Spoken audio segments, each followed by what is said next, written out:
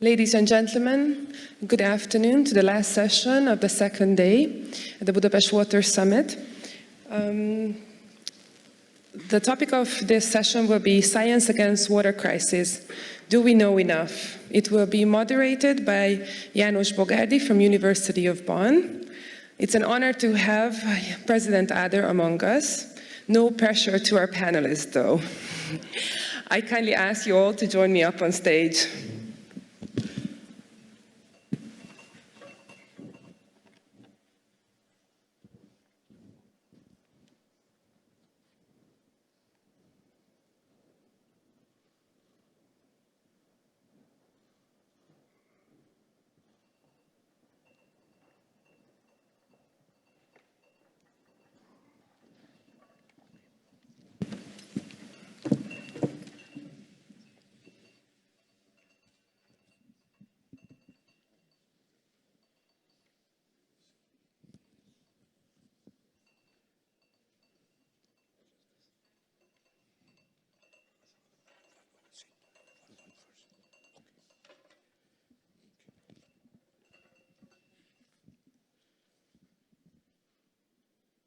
Tisztelt elnök úr, Esteemed Mr. President, permit me to welcome you and express our gratitude to you on behalf of all the academics present here, and to express our gratitude to you for your supportive action.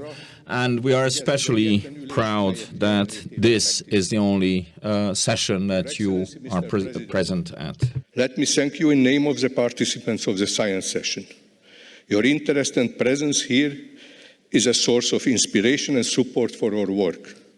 We are particularly proud that this is the only session which you grace with your presence. Thank you very much. We are fully aware of your manifold official duties and know that you have no time to sit and listen to all presentations of this session. We regret that, but fully understand and wish you much success in yielding also our other duties. Ladies and gentlemen, welcome to the session with a very provocative title, Science Against Water Crisis. This is probably the only session where we simply say against. We are not preventing, we want to hit it head on. Let me start with two provocative statements, but these provocative statements after several sessions where cooperation and collaboration was identified as a key, probably not anymore as provocative as I thought when I coined these statements. No one can prevent water crisis alone, and this refers, of course, particularly also for science. But at the same time, no one can prevent water crisis without science. And if we have such a high aim that science must be piece and parcel of all solutions, this is also a big challenge for us to show what science could do and how science could really fulfill this expectation and be ready to act according to the claim I just spelled out. In this regard, the Budapest Water Summit and the present session is in a comfortable position. A mere 3 weeks ago, a major conference of scientists and key water stakeholders took place in Bengaluru in India to explore means and roads towards sustainable water futures. This conference, having a status of an official pre-event of the present Budapest Water Summit, summarized its findings and message in the Bengaluru-Budapest Science Action Plan towards sustainable water futures. Several actors of the present session and also of this panel were proactively present in Bengaluru. Let us see what can we achieve in the spirit and in the recommendations of the Bengaluru conference. This session will have two parts. In the first part, we have 3 keynote presentations, followed by a panel of 3 persons. First, I want to introduce the 3 keynote speakers and call them once after to the stage. The first speaker will be Professor Charles Vörösmarty, who is professor of the City University of New York. In a brief nutshell, he's an iconic figure of global hydrology, and he's an issue of the Vörösmarty family, a Hungarian issue, which is yielded already more than 150 years ago, yet another iconic Vörösmarty who was a national poet in the last century. If by incident you are walking in downtown in the city of Pest, you may cross the Vörösmarty Square. It is still not named after or Charles Vörösmarty, but by the poet. The next speaker after Charlie will be Claudia Sadov. Claudia Sadov is the Director General of IMI, the International Water Management Institute within the CGR, the Collaborative Group of International Agricultural Research. This is a big international research network working mainly in developing countries and heavily focusing on rural and agricultural water resources management. The third keynote speaker will be Mr. Zhang Zhongji from People's Republic of China. He is a chief economist of the Ministry of Water Resources and will show examples how solutions, science-based solutions, are going and being implemented in China. So let me invite Charles Vörösmarty to start the presentations.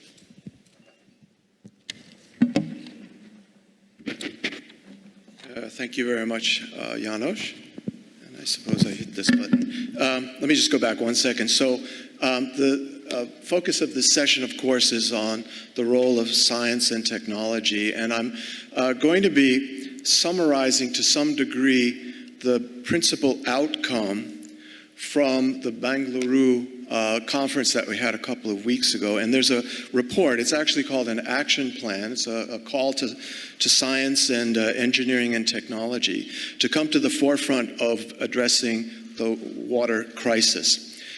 You can download this, I guess, starting tomorrow at the website that's shown in the right side of this, this particular slide. So this is a much broader summary than I'm able to give you today.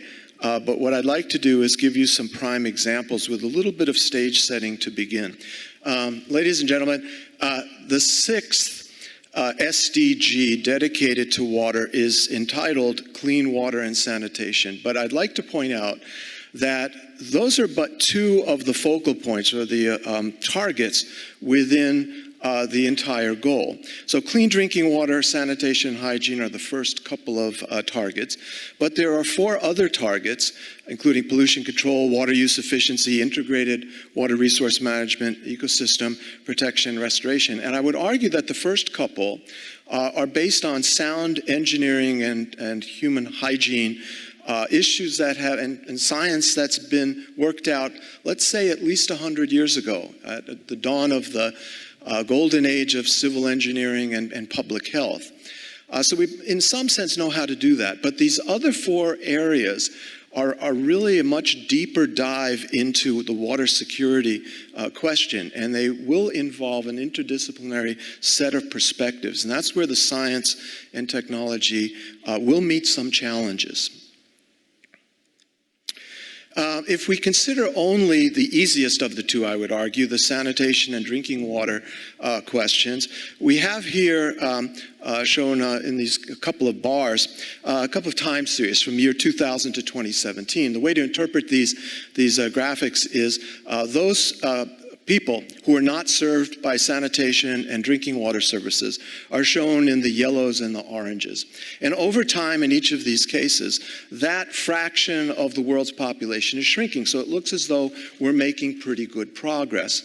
But in point of fact, the United Nations SDG synthesis exercise has revealed that worldwide it may be generally improving, but we're not going to attain universal services, at least on these 2 parts of the goal. And in fact, there's some statistics that have been collected for target 6.1 and 6.2. 800 million people lack basic drinking water services. 900 million are practicing open defecation today.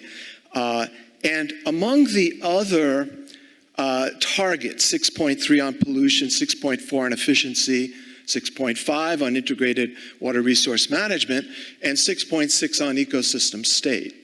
These statements that I've drawn from the synthesis report are really fundamentally question marks about the knowledge base and the science.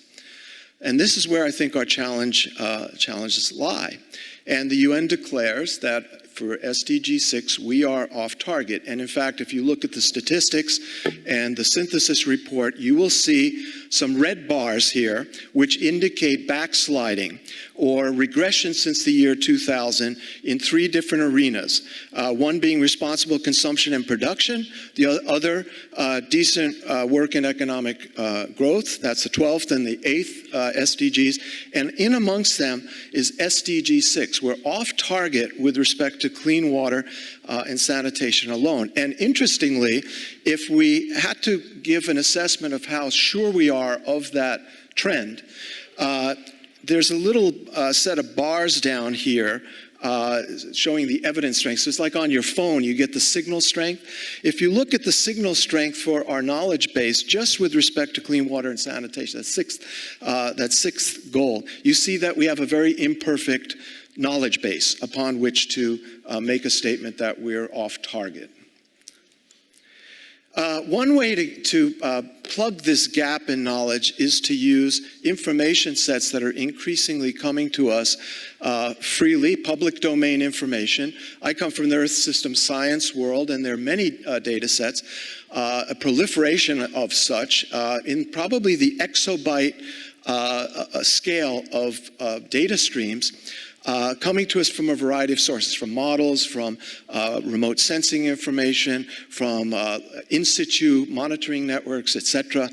And these iconic images show us that increasingly we're able to take a synoptic view of the Earth, so we can have global views of the problem, but with increasing sophistication as we look at continental, regional, country-level administrative scales. And together, these information sets can inform the nature of the crisis and help managers and policymakers to formulate appropriate responses. I'm going to go through a few examples of what I see as next generation products from science and technology that could be brought to bear on addressing these issues. One comes from work that my team is doing with the Water Future Initiative. It's called the Comprehensive Assessment of Water Resources of the Globe. Here we're showing water stress across a major portion of Asia here under irrigation.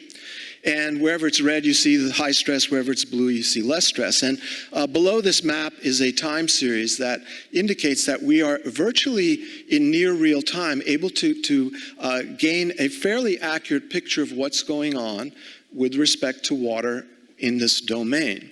And this is in contrast to the state of knowledge and the state of the art, I would say 15 to 20 years ago, where major assessments were done every 10 years. So they were decadal in their time steps. And now we can be talking about what was happening last month or the month before. So we have a near real-time vision of problems emerging in front of us. Another next generation technology, which I think has some great promise, has to do with machine learning and artificial intelligence.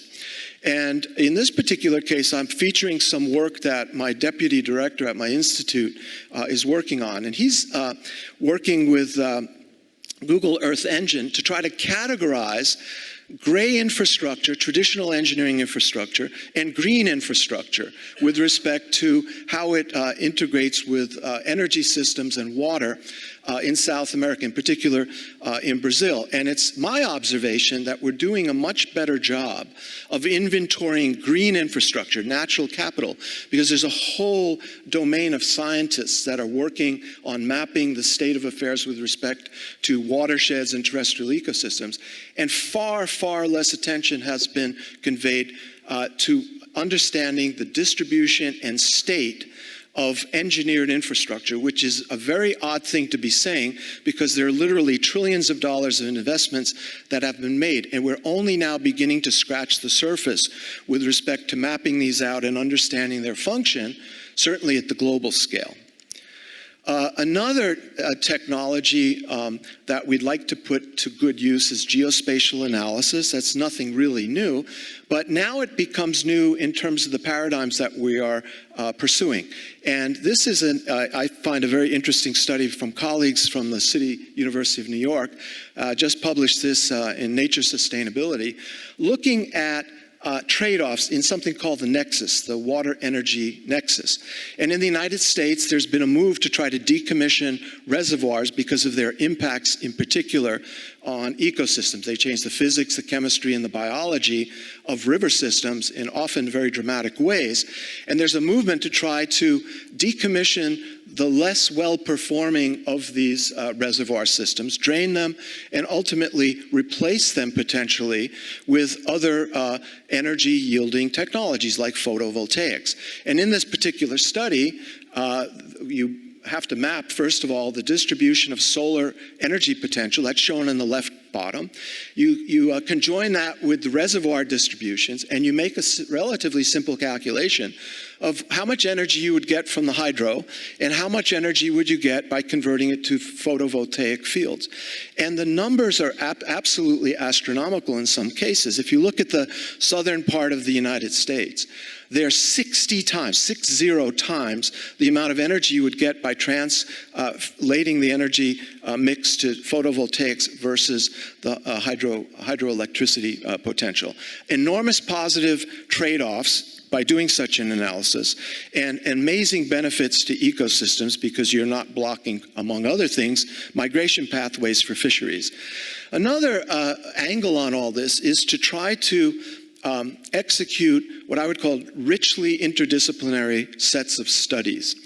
And here we have an example of trying to rehabilitate what I understand are hundreds, if not thousands, of step wells in Rajasthan and other parts of India.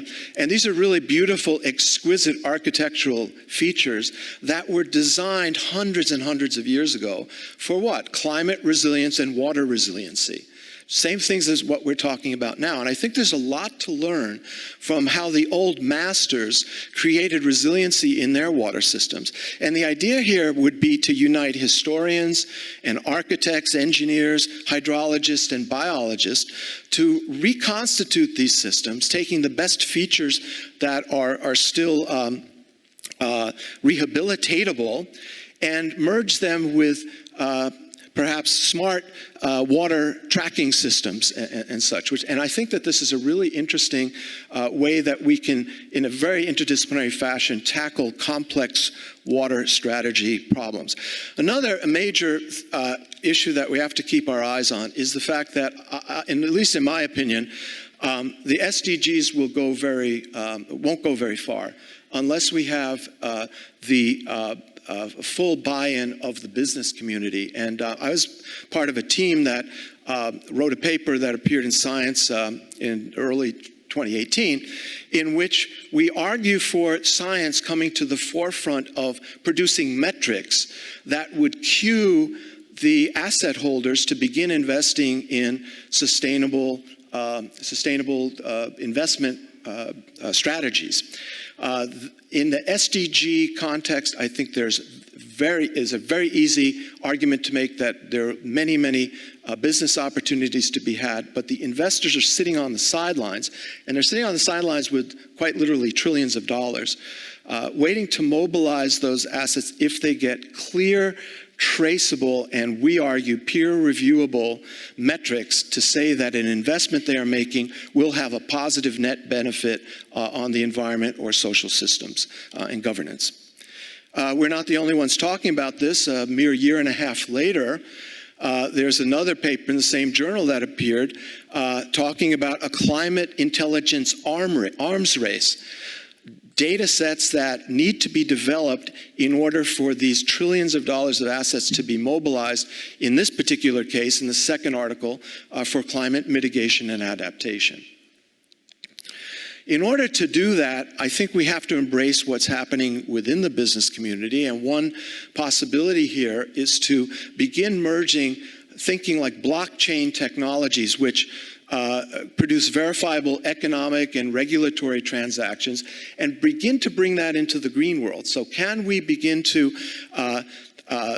basically track every molecule of water, as it were, to come out of a watershed, to declare that it is harvested in a sustainable, renewable fashion, that its quality is of a particular high level, and blend that tracking of the biogeophysical system together with the emerging technologies in blockchain thinking. And I think if we're able to do this, that's going to provide that verification that the business community is looking for.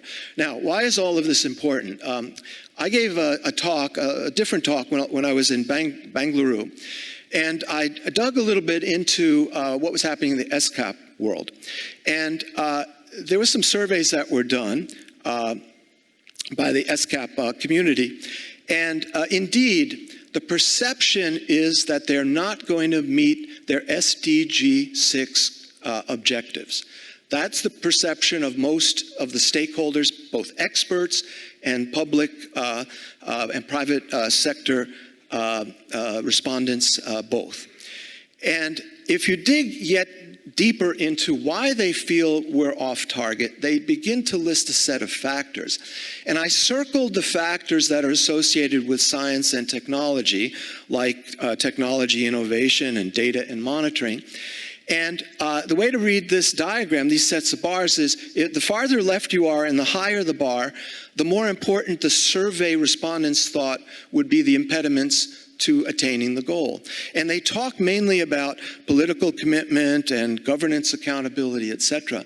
And to my great surprise, given the fact that we don't have a perfect knowledge of how the system works in the first place, the science and technology aspects of the survey were pushed to the right and lowered. So they were de-emphasized, as it were. So I guess I end with a provocative question. Do we, as water scientists, practitioners, policymakers, managers, have to argue for the essential need for science? I think that we do. Just as the climate change research community, assailed by climate deniers, has had to fly the flag of science, indicating that we must have sound information upon which to make sound decisions.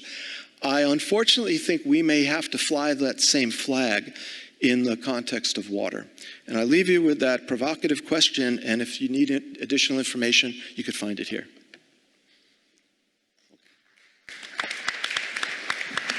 Thank you very much, Charlie, for this very comprehensive review of the challenges and also what science might be able to do to solve them. Claudia, the floor is yours.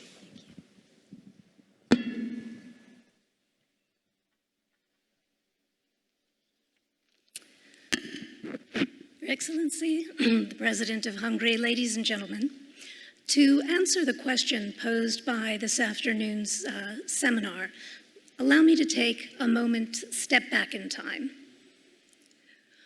What we have here are drawings by Leonardo da Vinci in the late 15th century of water-lifting devices. We all know Leonardo da Vinci as a great artist and architect, but he was also a prolific inventor. What he would do is he would find specific challenges, he would conceptualize a response, sketch out a solution, and then move on to the next interesting challenge. Sometimes he would go back and refine things a little bit, but as far as we know, most of the inventions that he created were never built. He's also famous for this saying, which is that art is never finished, it's only abandoned. And we can say the same about science, technology, research, that we never truly finish what we're doing. We can always refine, we can always move forward. The question is, how much is enough? And that is really the misleadingly simple question that has been posed in today's seminar question. In the war against water crises, do we know enough science? Well, an obvious answer to that is no. Our data are poor, there's enormous complexity, we haven't really figured out how to deal with non-stationarity, we have evolving climates and contexts, social constructs, and the emerging tools and technologies like the ones Professor Vorsmarty has just presented are extraordinary and arguably worth waiting for. So here are the things that we need to look into, the science that we still need. So where do we begin? We need to begin by prioritizing. At IMI, the International Water Management Institute, where I'm from, we prioritize with food, climate, and growth. So we prioritize our water research for food, water, and ecosystems, recognizing that if 70% of the water is used in agriculture, that if we want sustainable food systems, we need to better manage our agricultural water. A lot of opportunity there. We focus and prioritize climate.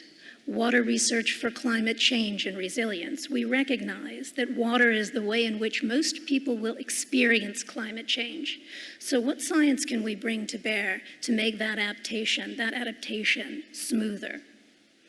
We also prioritize water growth and inclusion because we all recognize that where water is available in a reliable way at a fair price, opportunity is also available.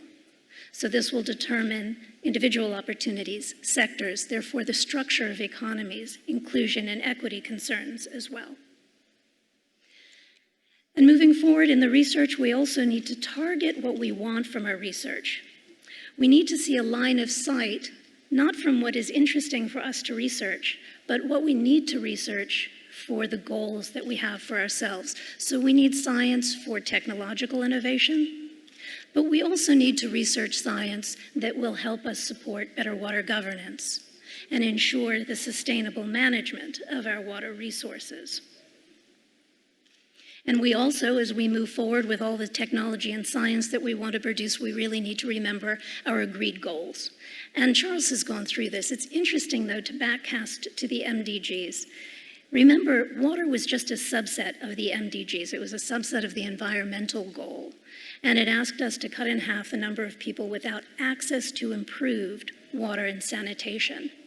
Within the SDGs, we have our own dedicated goal, and that is not in small part due to the conversations had here at the Budapest Water Summit, and all to be congratulated for that. But it's interesting to look at just how much more ambitious and how much more science is required to achieve the SDGs than was needed for the MDGs. Because where the MDGs asked for improved drinking water, we now need safe and affordable drinking water that is safely managed. This is it's a much higher bar. Where we needed improved sanitation for the MDGs, we now need adequate and equitable sanitation. We need hygiene. We need an end to open defecation. And we need hand washing facilities, soap, and water. This is a much higher bar, and that is before you get to the new goals, 6.3 through 6.6b, which Charles has already walked through.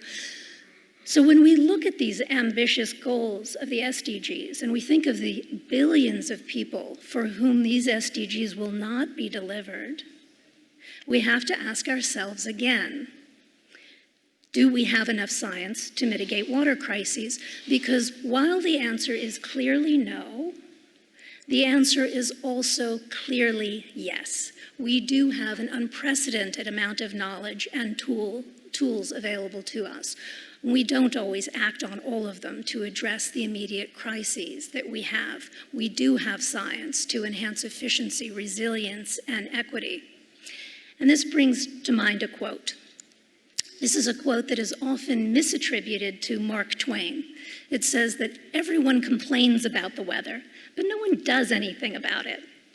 So this would have been really funny in the 1800s when this quote was first uttered by Charles Warner, because back in the 1800s, there was nothing you could do about weather. But today, colleagues, there's actually a tremendous amount that we can do to mitigate the impacts of weather and climate. Science we already have to mitigate water crises. So, for example, we have the science to mitigate water, weather, and extremes. Just in examples that IMI has been working on over time, we can much better predict weather. We're involved in the South Asia drought monitoring system with several partners that are attending this forum, this summit, that uses multi-sourced remote sensing observations and is technologically evolving constantly. We have the power to buffer against unpredictable weather with a range of different technologies and tools. We know, for example, that in sub-Saharan Africa, 370 million people could be helped by small reservoirs. 22 million hectares could be watered with that water. And to help identify where those reservoirs should be, we have increasingly effective remote sensing technologies. We have scientific work that's been done on how to design those small reservoirs to minimize malarial risk. And we have AI and machine learning tools that will help us to monitor and manage these disparate small reservoirs. We have, as many of the people have discussed in the days here this week, great technologies now for managed aquifer recharge that also buffers us against the weather. Both science to help us with recharge and to help us manage the quality. As we inject water and as we disturb the water in our aquifers, we need to ensure that the quality of that water remains strong. And we have irrigation technologies as well that help buffer against these weather extremes. Solar, for example, is an exciting technology that can be seen like a cell phone of irrigation. It doesn't have to wait for landlines. It doesn't have to wait for power lines. It doesn't have to wait for canals. It does bring with it a threat of overexploitation. But again, we have technologies like the Internet of Things, radar systems that can actually help us to monitor groundwater in ways that weren't possible years ago.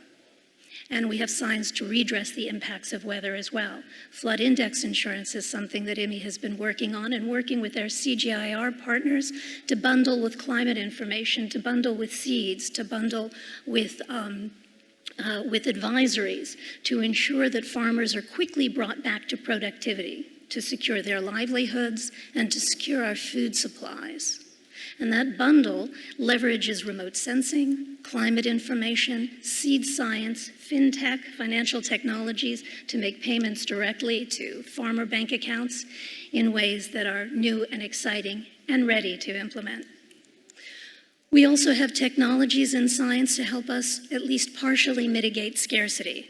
In agriculture, we have a plethora of agricultural productivity technologies. And we know that with 70% of water used in agriculture, even small savings in agriculture can make a big difference for other water-using sectors. We've heard a lot in these last few days about precision agriculture, irrigation timing, remote sensing technologies. The expo is full of ideas. In cities, similarly, we have technologies to help mitigate these incredible losses that we see through leakages, 30 to 80% of municipal waters lost in some places, but we have hydrostatic testing and different laser technologies, many more technologies than we have ever had to both detect and then address these wasteful leakages. And we have policy levers as well. We know that we can implement and should implement policies across a range of related sectors in order to ensure that we promote efficiency and that we penalize pollution and waste. We have science to enhance sustainability and resilience as well. We have methodologies like water accounting, which was developed by IMI and IHE Delft here with us, FAO here with us, and UNESCO, which integrates satellite data modeling and ground-based measurements in order to produce spatially distributed information on where water is available, what it's being used for, and what climate change will mean for that distribution and availability of water. Closely related to this water accounting and knowledge, a deep knowledge of our resource, is sustainability, which is particularly challenging in the context of groundwater. We always said that groundwater was hard to manage because it's unseen, but we now have different technologies, radar technologies, that actually allow us to penetrate the ground and see the water that we have. And we have an Internet of Things, which can hook up all the various actors that might be pumping from the same reservoir, the same aquifer, to help monitor and potentially even control abstraction from specific aquifers. And we need to be mindful in terms of sustainability and resilience of the impact that water management can have in fragile states. Different estimates are suggesting that by 2030, between 45 and 80% of the world's extreme poor will live in fragile states. And we know that water crises in these places will compound fragilities and aggravate the already large challenges of water management that they face. And importantly, we have the science and technologies to close the loop. We know enough to circle back on this once-through psychology of water management. It had always been the case that we brought water to our cities as cheaply as we could, and we evacuated it out of our cities as quickly as we could. But we now know quite well that the urban-rural linkages of both resource and waste streams need to be circled back into circular systems that are safe and productive. We need to create more diversified water portfolios, water that comes from different sources, of different qualities, of different costs and reliabilities that we can use for different purposes. Our colleague from Capo Verde earlier today was talking about this portfolio of water that they are creating in Capo Verde. This means we need to capture much more water, and we have the technology and science to do that in soil moisture management, in rain and stormwater capture. We're creating more water. We've heard a lot these last couple of days about desalination and the fact that the cost of desalination in the lifespan of my already getting to be a long career has diminished by 90% and is now truly affordable in many contexts. And we've made great strides in wastewater recycling, both large-scale sewered system wastewater recycling and in small-scale non-sewered fecal sludge management and recycling, where we co-compost food waste and fecal sludge to return, to take hazards out of the environment and to return nutrients and resources back to safe, productive use. IMI has been working on these non-sewered solutions for over 15 years with Ministries of Health, with the World Health Organization, and this is proving very effective in peri-urban areas. We're now piloting it in refugee camps and their host communities. There's exciting science out there that really is ready to go. But importantly, we also need to communicate much better with the science that we have that's ready to go. We know we need to do a better job of this. We need to communicate both what we do know and what we don't know in order to help us act where we can and to research in those areas where research is still very much needed. We need to translate data into information. We need to transfer science into policy, and we need to ground the global dialogue in an evidence-supported space. We need to innovate in the way that we visualize and communicate our information, and we need to be able to demonstrate impact in a much more immediately tangible way. So in summary, it's really quite straightforward. We need more science, we need more action, we need more communication. We need to communicate better with one another. We need to communicate with partners outside of this whole, with other sectors, with the private sector, with financiers and entrepreneurs. But allow me one final footnote. When I woke up this morning and switched on my news feed, I'm sure all of you do this when you wake in the morning, none of us should do this immediately, there was an article about a bridge that Leonardo da Vinci had designed, again, in the early 1500s. It was an innovative bridge to span the Golden Horn in Turkey, much larger, much more extraordinary than any bridge that had ever been built. Of course, it wasn't built at the time, but MIT engineers just tested the concept. And what they found was that design worked. It actually could have been built all those hundreds of years ago. So the bottom line message, colleagues, is this. Let's keep creating new and better science for the challenges that we're facing, but let's also use, with caution and with wisdom, the science that we have now to mitigate the water crises that we all know are occurring and only growing. Thank you. Thank you very much, Claudia, for your presentation. I am particularly grateful that you mentioned and highlighted the challenges in the rural environment in irrigation, because ultimately our water future will be decided in irrigation ditches and drainage canals. However, we always talk about urban water. There will be still enough money to provide drinking water. But the food, water security nexus is very much in the shadow of the much more pronounced urban water challenges.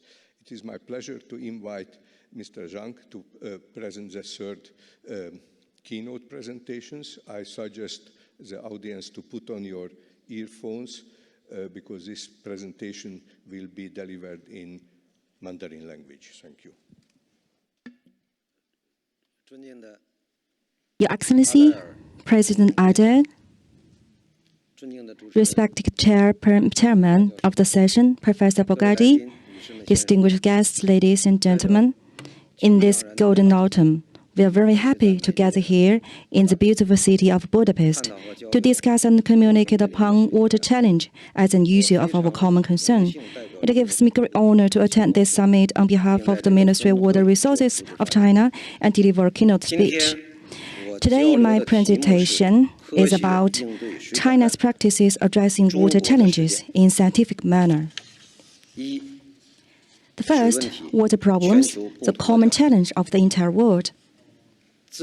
Water scarcity, floods, droughts, water pollution, and water ecological degradation are water problems of the whole globe.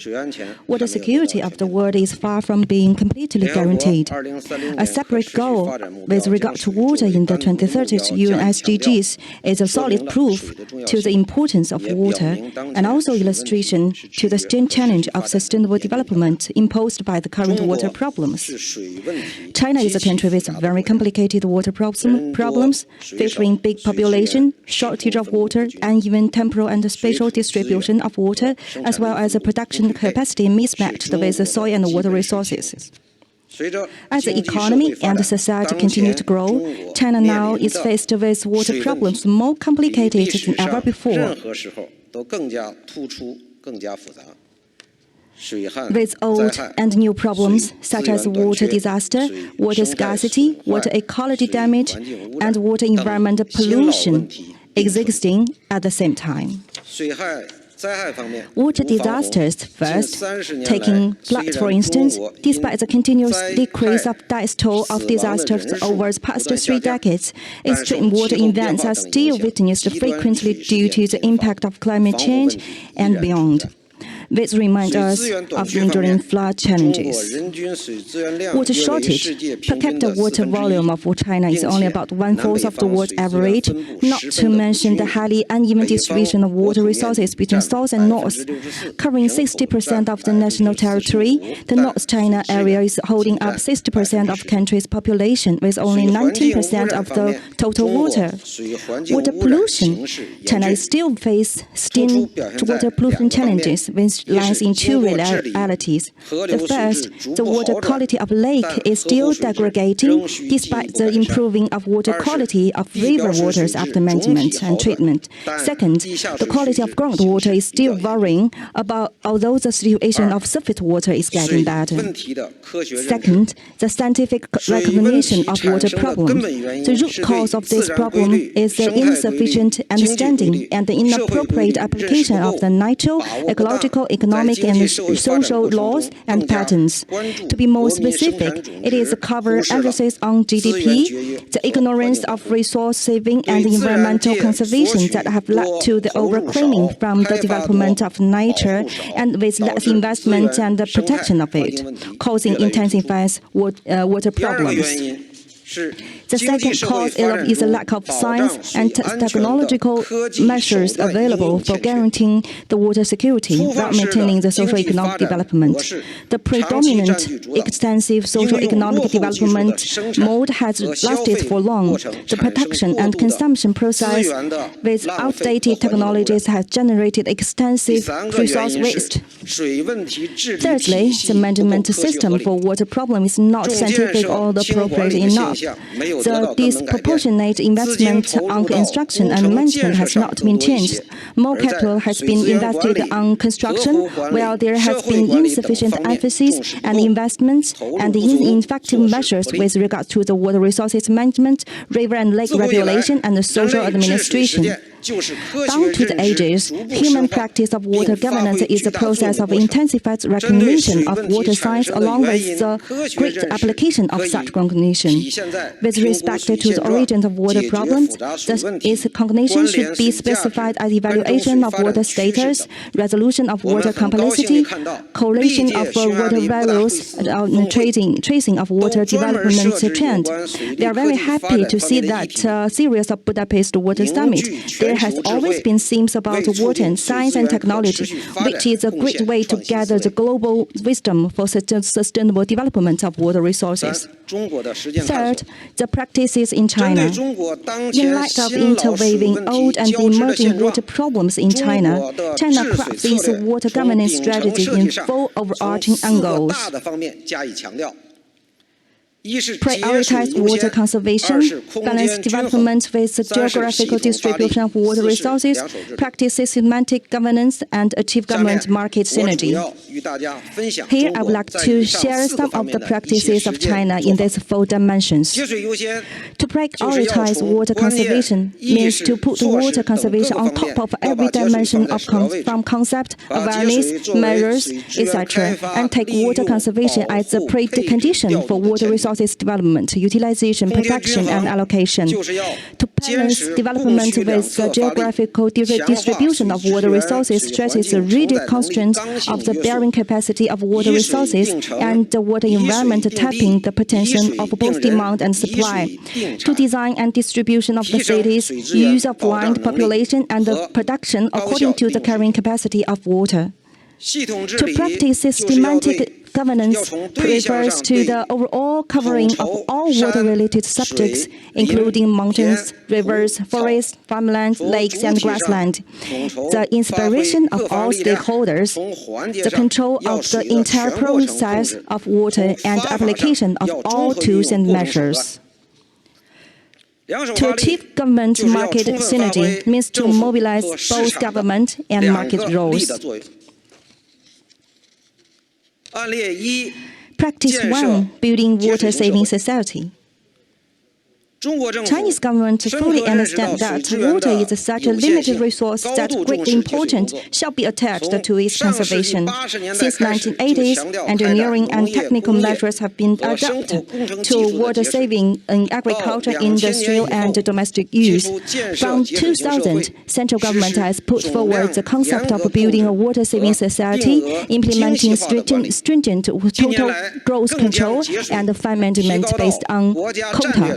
In recent years, water saving has been elevated to the level of national strategy, and specific actions have been taken nationwide. The concept of building a water-saving society is a practice in all sectors, including industry, agriculture, services, etc., in all processes, including production, consumption, and trading, and by all citizens, including natural men, legal persons, as well as other social beings.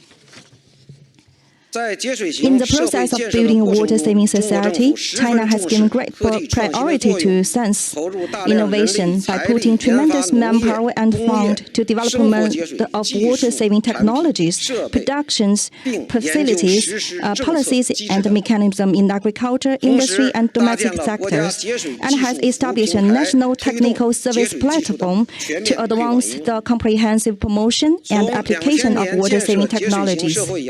Since 2000, the total water consumption in China has increased only 10%, while GDP has grown 6 times during the same time. Water use efficiency has been substantially improved in all sectors. Calculated with the comparable prices, the water consumption per 10,000 RMB of GDP has reduced by 77, and the water consumption per 10,000 RMB of value added by industry has dropped to 79%. Practice 2. Reinforcing a balanced water resources distribution. China has been confronted with a severe uneven distribution of water resources, spelling various problems such as the share of ecological water use being taken by production use of water, serious over-exploration of groundwater, and so on. For scientific and technological innovation, we came up with the thinking of a multi-dimensional and balanced decision-making approach. This sinking emphasis on the coordination of supply and demand by controlling demand as a principle and tapping new resources as a supplementary, integrating structure and non-structure measures, strengthening the rigid constraint of water environment bearing capacity, optimizing overall pattern of all water resources development and utilization, so as to achieve harmonious coexistence between man and nature. Taking Haihe River Basin, for instance, with 10% of China's population living here, this basin generates 15% of GDP and 10% of grain output with only 1% of the country's water resources volume. The per capita water volume is only 243 cubic meters. The exploration rate of water resources has exceeded 100%, when wetland has shrunk by 80%, and the annual overexploration of groundwater is over 5 billion cubic meters. According to the multidimensional and balanced decision-making strategy, we have promoted regional water quantity balance by implementing a series of measures, such as water saving, pollution control, south-to-north water diversion project, etc. In recent years, ecological effects have been achieved in terms of better guaranteed water supply, groundwater recovery, offshore salinity reduction, as well as the restoration of lake, wetland, and water surface. Practice 3. Enhancing systematic governance by implementing river and lake chief system. Water resources features multidimensional properties in terms of quantity, space, heat capacity, environmental capacity, and hydroenergy, and multifunctions as power generation, water supply, navigation, as well as ecological and environmental effects. This feature of water requires a systematic approach for its governance if it is to be effective. In 2016, China began to comprehensively implement the river-lake chief system. The top leaders of government at all levels also serve as river chiefs. The first responsible person for river management and protection, who supervise the river chiefs at lower levels and related departments to accomplish tasks of river management and ecosystem protection. With the strong support of water science, the river chief system integrates the strengths of governments at all levels to the greatest extent and aggregates the joint efforts of water governance by taking vigorous measures to solve the key hours of activities on river and lakes. Practice 4. Achieve government market synergy. At present, 3 major problems exist in China's water market. First, private capital has not been fully leveraged for water infrastructure investment. Second, water price has long been relatively low. Third, water rights system may remain incompetent and its trading market is not dynamic. Therefore, solutions proposed by Chinese governments are: first is to make the market play a decisive role in allocation of resources by steadily implementing the PPP mode and actively promoting water price and water rights reform. We have launched a comprehensive reform of agricultural water price, using water price to promote shift of water use in agriculture from being extensive to efficient. The government has established the national water rights system step by step, scientifically distribute and acknowledge the water rights, and has tried out the water right trading. In the meantime, the role of the government should be given to a full play in micro-control, public services, social management, and market supervision to strengthen the water administration, and output has been achieved in recent years. Due to different national conditions and water conditions, different countries have different recognitions of water rules and diversified practice or experiences. We seriously hope to share our knowledge and experiences with other countries. In the context of global climate change, all countries in the world should deepen their cooperation, especially in the application of new technologies and smart water network, in a bid to promote technical progress and sustainable development of mankind. Thank you. Thank you very much, Mr. Zhang, for this very interesting overview over the achievements in China, improving water efficiency, devising a new governance model, and experimenting with new technologies on a large-scale water resources management. Thank you very much. Ladies and gentlemen, we are entering the second part of our session with the panel discussion. It's my privilege to introduce the three panelists who are sitting in the center of this circle. The first one is Professor Taikan Oki, who is Senior Vice Rector of the United Nations University. It means in UN language that he is an Assistant Secretary General. And he is also Professor of Water Resources Management and Hydrology of Tokyo University. You see, with water resources management background, you will have a very high position in the UN hierarchy. Second is Professor Robert Varadi. He's Professor of Environmental Policy and past Director of the Udall Center for Studies in Public Policy at the University of Arizona. The third one is Professor Clement Tochner, who is President of the Austrian Science Fund, thus responsible for science funding at present, and he is also simultaneously Professor for Aquatic Ecology at the Free University of Berlin. With their help, we shall now explore three very frequently formulated requirements towards science: to assist political decision-making, to provide knowledge base for urgent actions by key stakeholders, and third, to communicate the results of scientific analysis, assessments, warnings, and recommendations to a broad and actually very heterogeneous audience. Is science really ready to fulfill these requirements? Can we act according to the recently formulated Bengaluru Budapest Science Action Plan towards sustainable water futures? What are the challenges for science and scientists to deliver as expected from them? Does science move in the right direction? Keeping these general questions in mind, I want to proceed and ask the panelists to elaborate on the different dimensions and multiple facets science has done, is doing, could or should do to contribute avoiding crises which might cripple humanity's quest for sustainable futures. Professor Oki, United Nations University is a science arm of the United Nations. What kind of science is needed in the UN system? What kind of science may influence politics? What can scientists associated with or working within the UN system, and particularly in UNU, can contribute? Thank you very much.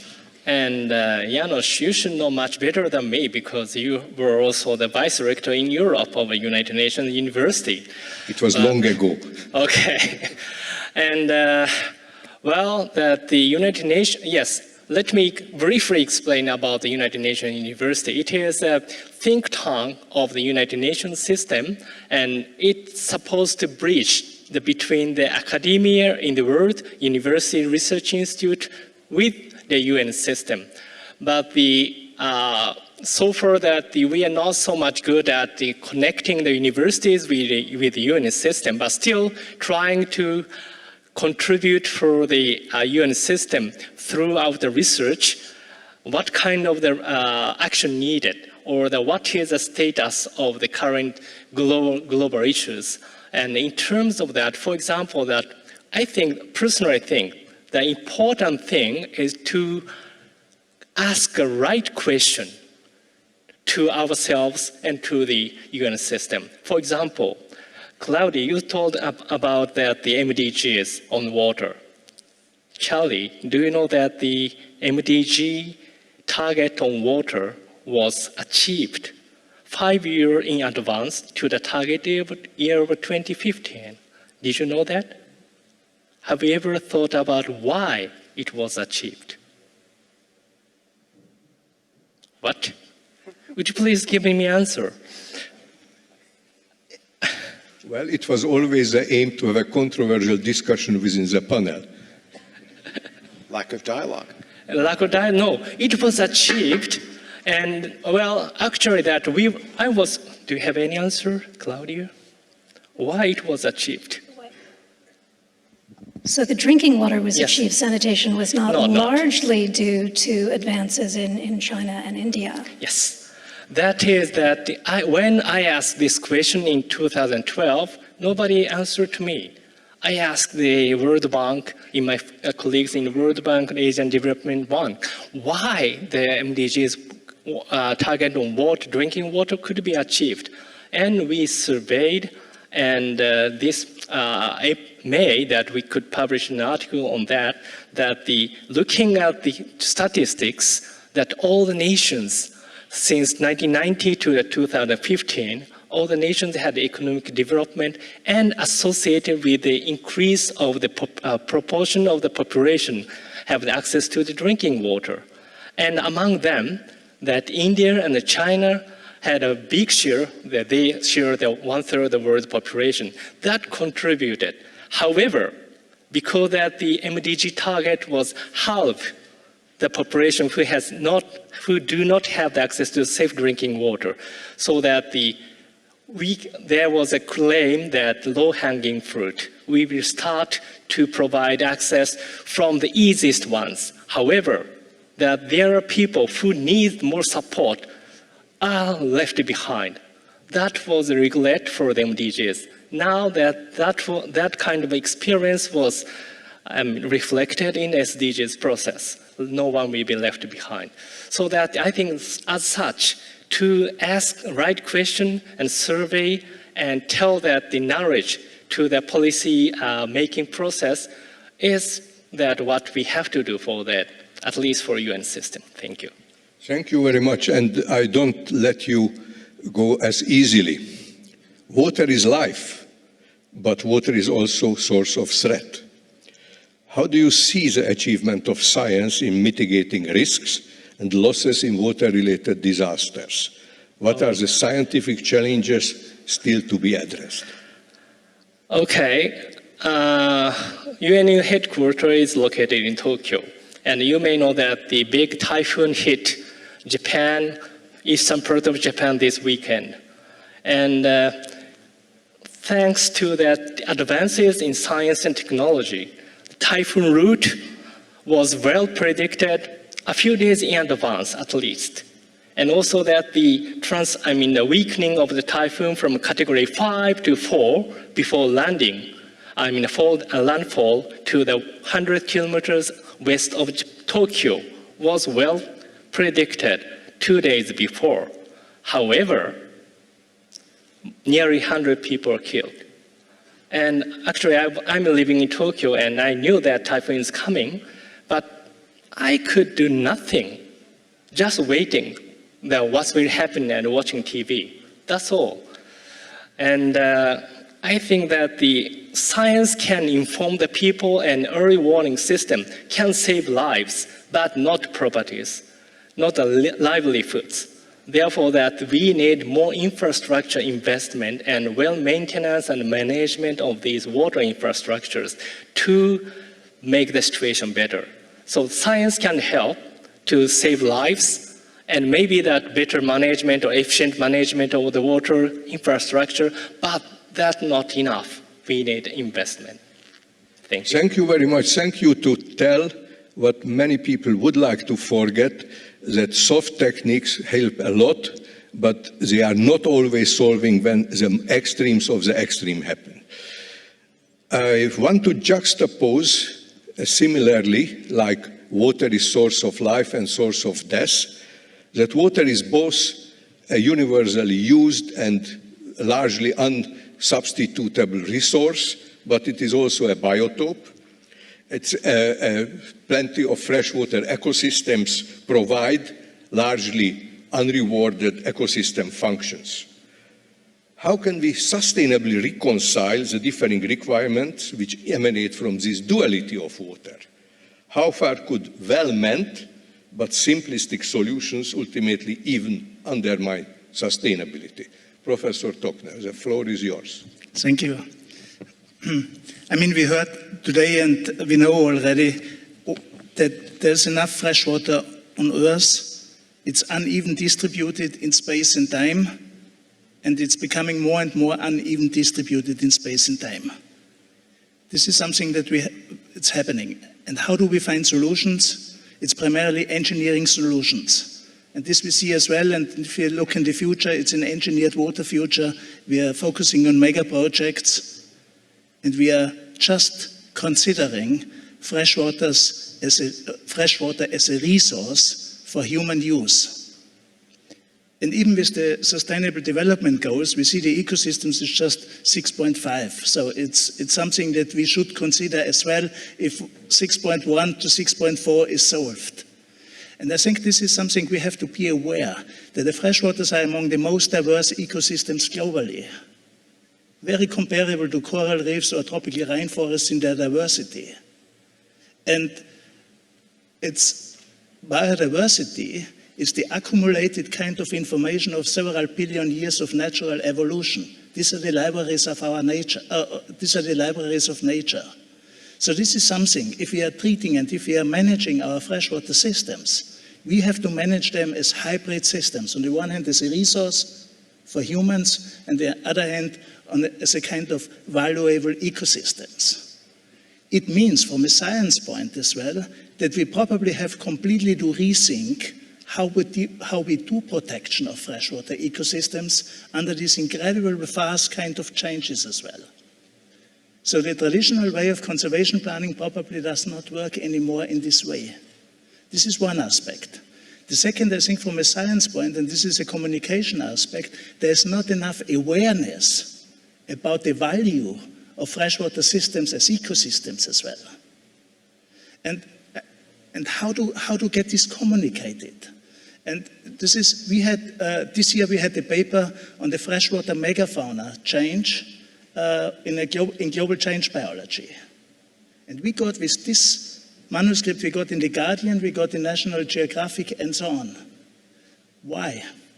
First, we were not talking about biodiversity in general. We looked on the charismatic freshwater megafauna as a surrogate of the freshwater fauna. And the second was, it was one number, minus 93%. This is the decline of freshwater megafish in the last 45 years. These two messages help to increase the awareness about the value of freshwaters as an ecosystem as well. And we have to be very careful that there are these trade-offs. Trade-offs have been mentioned already. I mean, the Paris Agreement is a very important step for climate change. But the freshwaters are probably one of the biggest losers of the Paris Agreement, losers of the Paris Agreement. And this is because we see, as a consequence, an unprecedented boom, for example, in hydropower dam constructions. Because it's considered as a climate neutral energy source, which is not the case. It's a renewable, and it's not an environmental friendly per se energy source as well. And here it's coming back again to the science. And it's the simple questions that we have to answer as scientists as well. It's not hydropower, yes or no. This would be almost an unethical question. The question is where to build them, how to build them, and how to operate them. And we have to give answers. And I think at the end, we have to collaborate much more closer as ecologists with the engineers as well. It's not just the ecologists with social sciences, it's primarily also the work with the engineers. Thank you very much. Thank you very much to put in the space this provocative statement that the highly praised Paris Agreement may have some drawbacks or may have unintended consequences which none of us want. And raising this awareness, both in scientific circles but also in the public, it is an essential task. When we talk about knowledge, we may classify them into four classes. There are the known knowns, the known unknowns, the unknown unknowns, and fortunately the fourth category, the unknown knowns, at least at the level of the scientific community, maybe individually does exist, but does not exist in a scientific community level.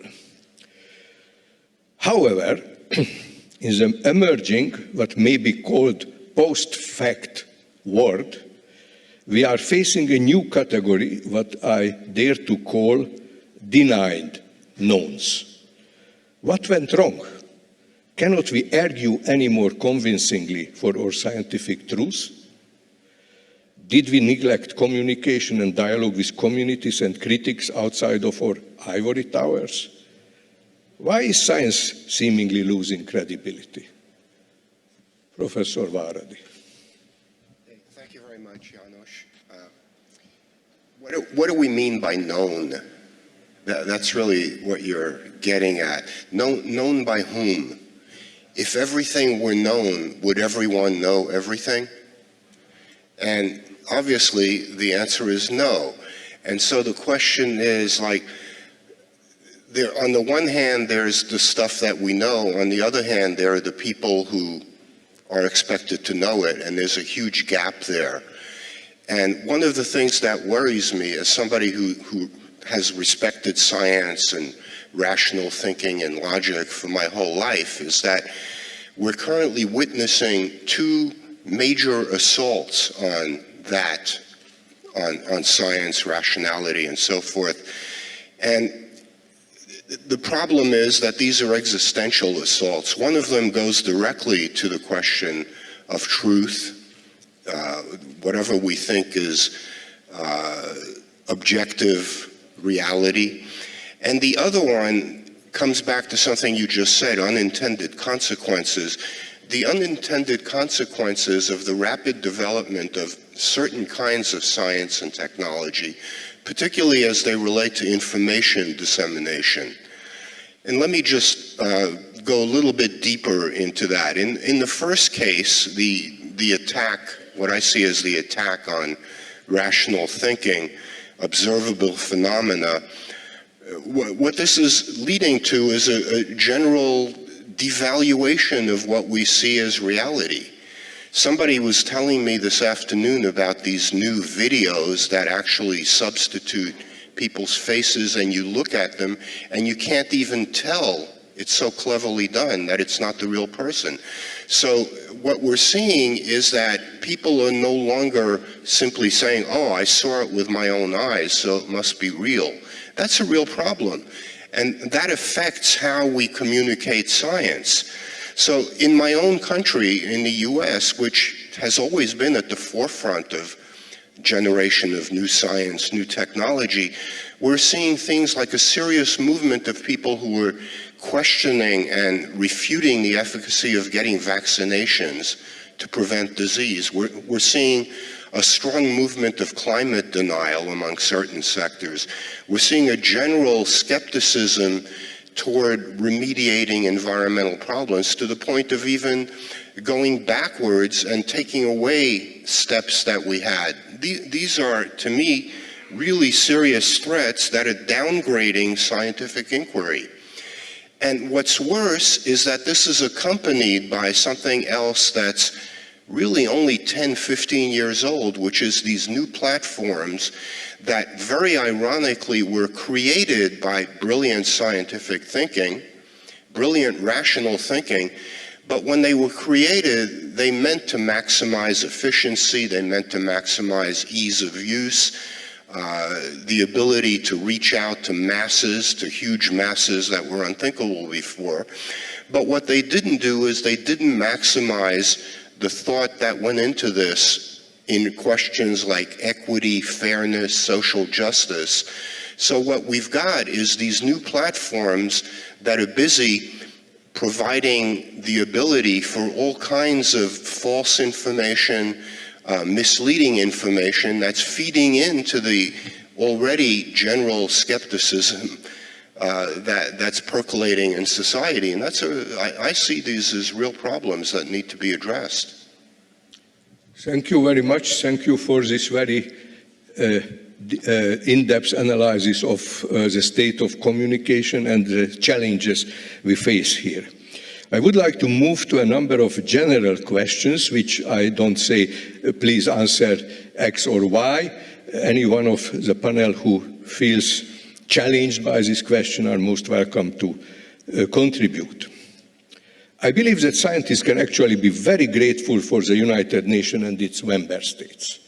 From science perspective, the adoption of Agenda 2013-2015 with its 17 Sustainable Development Goals, among them the dedicated water goal SDG 6, with 169 targets, de facto, though very implicitly, the formulation of an array of intriguing scientific questions.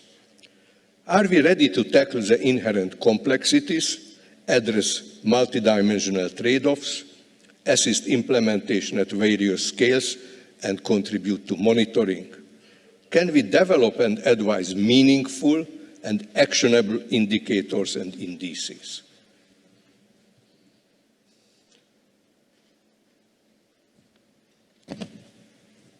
Charlie.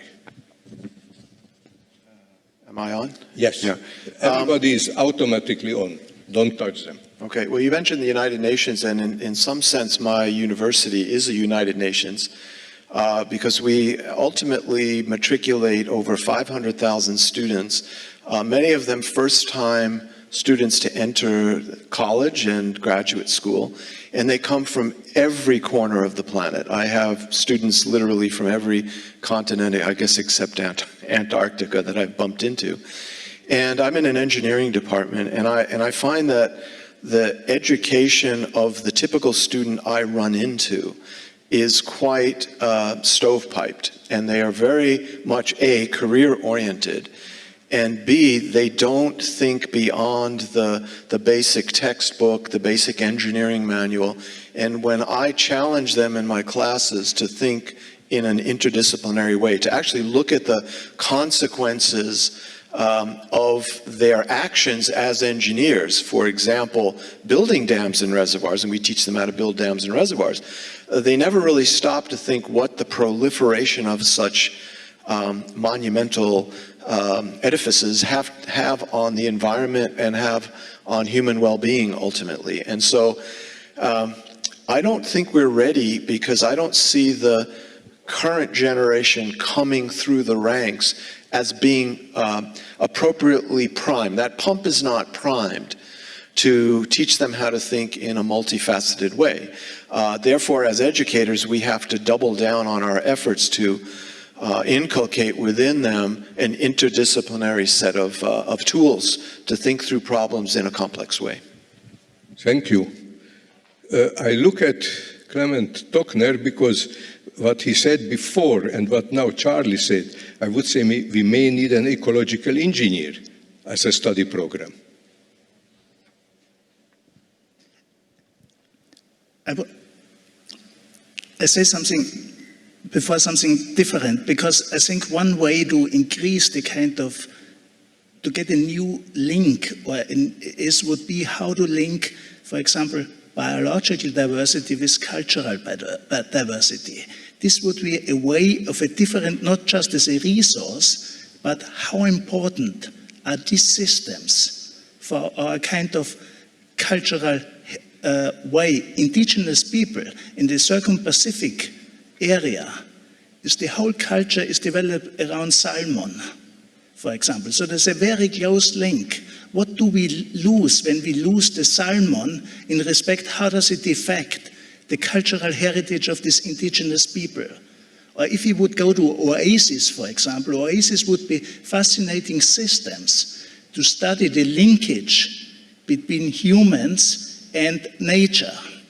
And I think this would be then something how we can, other ways of how to manage systems in the future to get some very different dimension in we were not considering yet as well.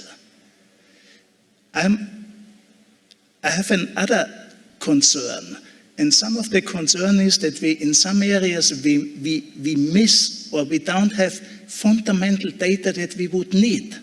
It was just a few years ago that we had the first global river network map. I mean, we are talking about integrated water management and whatever, and we didn't have a fundamental, a base map of the global river network. This is something, again, from an experience from the hydropower dams that are in the construction and the planning phase. No one was willing to pay this, to fund this, to build up this database. It costed at the end 30,000 euros to do this with students. And this is something we are talking about all kinds of fancy ways of modeling. We miss some fundamental data. They must be available for everyone. This is a base that we need. And I think this must be a kind of, I think, a joint effort to identify what kind of basic information do we need to solve these challenges that we are facing. Bob. I think we're approaching the answer to this question from the supply side. That is, like, the science is the supply side, and we either have enough of it or we need more of it. We have the data, we don't have the data. But the real bottleneck is going to be on the demand side, and that's the harder one, because we don't quite know what it takes to get the demand side to accept the supply that we're willing to give. And so my question would be, how do we take that supply of science and technology and all the goodies that we're willing to provide and convince the public, convince society, convince the decision makers that this is the right thing to do, that the sacrifices that we're asking for are worth making? That's a very tough nut to crack. Thank you very much. Taikan, please. Yeah, Janos, I think you said that meaningful and actionable indicator, but I feel there is a contradiction between meaningful indicator and actionable indicator. And actionable may be the bottom up, they're very precise, each related to some water target or the energy target, food target. But if we think about the demand side, as Bob said, for example, the life expectancy for newborn babies, longer the better, or the self-well-beings, that how people feel happy. I think these could be that integrated indicator, meaningful ones for the demand side. Thank you. You are right. Actually, actionable and meaningful may be identical, but may not be identical. The only question is, when we measure a process, this indicator should give an information which can trigger further action, investments, guidance, capacity development, or what needed to be improved. If the value is on a too general resolution, then it does not say anything, and no decision maker feels invited to take action, provide funds, or some investments. If there is no more contribution to these questions, may we move to the second one, which is somehow related to the data question. This Bengaluru Budapest Science Action Plan, and I advise everybody to read it, was drafted last month in a conference which attended by several hundred scientists and stakeholders, and it advocates that may be called in a simplified way digital water science and water resources management. There is no doubt that the recent space observational, technological and computational development opens avenues for new scientific approaches. Are we ready to explore these opportunities? Provocatively, can we assure, for example, that the big promise of big data won't end in a big disappointment? How can we turn immense and potentially incommensurate data streams into information? And how can we distill from information knowledge to act upon? You are smiling, but you raised the problem of basic data is missing. So I believe I have to challenge Clement, you. I mean, we need this information, we need this data, there's no question. But I think the challenge is, and you mentioned it at the end, how to transform, I mean, data to information, but then information to knowledge. And if we are looking on kind of knowledge generation, we see a huge increase, of course, of information and of data. But we see no increase in individual knowledge increase. So this is something where we get a huge gap between available information and increase in knowledge. And this is something that needs to worry us a lot. This is one direction, but the second is, and this is something, again, more general, and this is also where I'm working now in the funding organization and more on this. We see a global trend in the privatization of knowledge generation. We see a decrease in the public investment and the increase by industry, military, secret service, and so on. So we have an increasing gap between information and knowledge that is generally available but not accessible.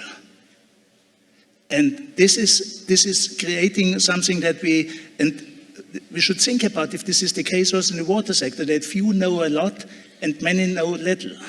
And what is the consequences for democracy? So this is a bigger question in respect how to manage our systems then, if there is not a kind of shared knowledge and shared information on this. Thank you. Taikan. Thank you. I will add the wisdom about the knowledge, but anyway, there is a saying that if your only tool is a hammer, then every problem looks like a nail. So scientists and researchers, including myself, have a bias to think that we can solve every global issues through research-oriented innovation. However, to more efficiently manage our water, there is a need for social and institutional approaches, such as regulation restriction may not be applicable for US, but or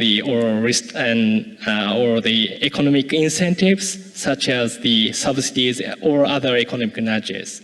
Therefore, not only balancing that the environmental, social, and economic, social, and environmental aspects of the sustainable development, we have to think about integration of three measures to solve global issues like water crisis: incentives, regulations, and scientific or engineering innovations. Thank you. Thank you. Bob? Yeah, I particularly like what Clemens said, because he touched on something that was related to the way I come at this, which is this business of the private sector ownership of information, government ownership, military ownership. About 30 years ago, I looked into the question of what it meant when the US began privatizing Landsat images, and countries that were being surveilled and had Landsat images didn't have access to the pictures of their own landscape, and that bothered me.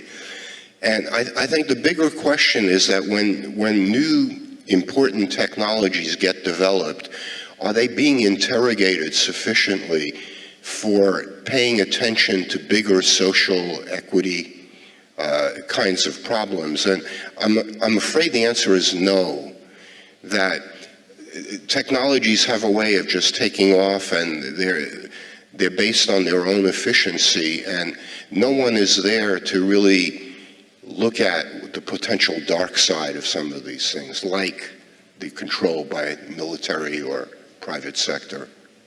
Thank you. Charlie or Claudia, do you want to add something too? Folds in a little bit with the supply and demand of information that Bob spoke about. I showed a couple of front pages from some articles in Science, and I had worked actually in a co-design process with a bank and a pension fund.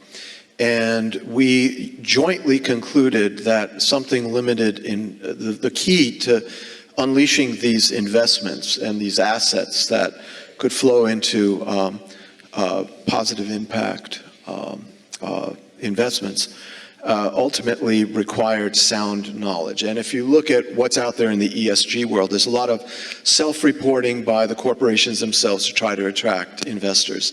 But we jointly, through this co-design process, said that science-based information and metrics were essential. And we decided, because that was one of our key findings, to publish that call to arms to the scientific community by publishing in the journal Science.